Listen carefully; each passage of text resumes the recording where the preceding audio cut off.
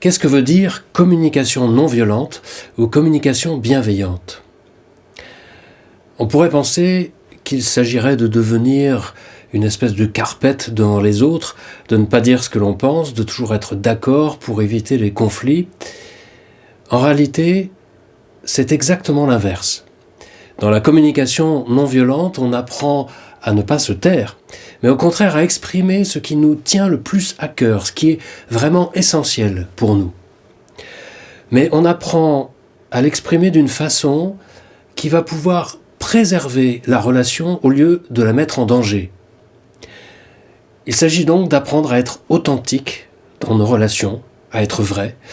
Et pour certains, c'est extrêmement difficile de dire ce que l'on pense, de dire ce que l'on a sur le cœur. On a peur de blesser ou d'être jugé, voire d'être abandonné par l'autre. Pour d'autres, ça semble une évidence. Oui, je vais dire ce que je pense. Et d'ailleurs, j'ai l'habitude de le faire, c'est beaucoup plus simple, ça ne sert à rien de tourner autour du pot. Dans les deux cas, dire ce que l'on pense ou le cacher, cela peut faire du mal à soi-même comme à l'autre. Et on sent bien que ça n'est pas satisfaisant. C'est cette difficulté à laquelle nous nous affrontons tous dans nos relations familiales, amicales ou professionnelles, que la communication non violente voudrait nous permettre de dépasser en prenant non pas des gants pour adoucir nos propos, mais en prenant la situation avec méthode. C'est-à-dire en apprenant à exprimer les faits d'abord, tels qu'ils sont, tels qu'ils se présentent, avec précision, et en y mêlant le moins possible nos jugements, c'est-à-dire nos interprétations de la situation. Et ensuite, on apprend à exprimer nos sentiments, puis nos aspirations essentielles. Par exemple, quand je vois tout le temps que j'investis sur ce projet, je me sens frustré et agacé parce que j'ai besoin d'être aidé. Quand je vois tout le temps que j'investis sur ce projet, constat, je me sens frustré et agacé, sentiment, parce que j'ai besoin d'être aidé, aspiration profonde.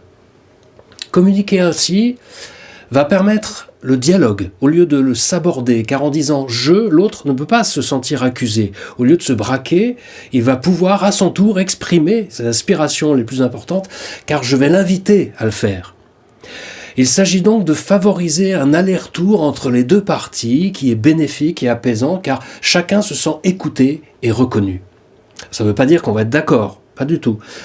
Mais premier avantage, on se parle au lieu de s'éviter. Second avantage, on commence à se comprendre et à comprendre ce qui motive l'autre. Du coup, l'autre n'est plus un ennemi, une source de danger parce que nous ne le comprenons pas. L'autre devient quelqu'un qui, comme nous, aspire à vivre quelque chose d'important, même si cette aspiration n'est pas la même que la nôtre.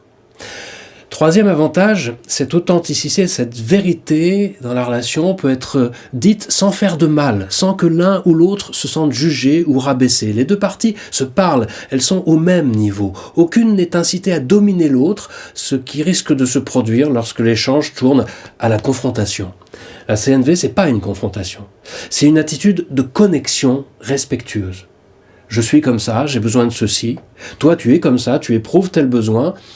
Alors c'est plus clair, on commence à se voir de façon plus authentique.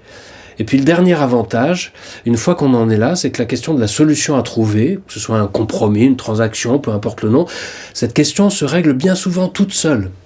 Une fois que chacun a pu dire ce qui lui tient le plus à cœur, la tension, les émotions se dégonflent d'elles-mêmes. Et on se rend compte que la solution n'est en général plus qu'un problème d'organisation matérielle. Voilà ce qu'est la communication bienveillante ou non violente. Apprendre à décrire les faits avec précision et neutralité sans y mélanger nos jugements. Mettre un nom sur nos sentiments, nos émotions, puis les exprimer en « je ». Et enfin, exprimer nos aspirations les plus profondes, nos besoins, de façon authentique. Tout cela toujours en disant « je » et jamais en y mêlant le « tu » qui risque d'agresser l'autre. Apprendre à écouter les sentiments puis les aspirations les plus fortes de l'autre. Ce qui a de bonnes chances de déminer l'agressivité ou la colère mutuelle. Voilà, ces 4 étapes permettent de se parler sans que ce soit ni blessant pour l'un ni pour l'autre et ainsi de renouer une relation qui était en train de sombrer, de s'abîmer. C'est un sacré travail. En fait, c'est un travail sacré. Et c'est même l'enjeu de la bonne nouvelle de Jésus le Christ. lui qui a voulu devenir un humain pour nous montrer le chemin de l'amour, c'est-à-dire de la communication parfaite. Ce chemin, c'est un vrai entraînement à nous relier les uns aux autres et à nous relier à Dieu de façon authentique, en vérité, mais jamais de façon blessante, ni manipulatrice. C'est-à-dire d'une façon qui nous rende profondément humains, c'est-à-dire dignes de Dieu. Puisque Dieu lui-même est relation, Père, Fils, Esprit, préserver, faire grandir nos relations entre nous, avec lui, c'est un entraînement sacré, un entraînement qui demande bien sûr de la méthode et de l'obstination, mais dans lequel il s'engage lui-même à nos côtés, en nous confiant la force de son esprit.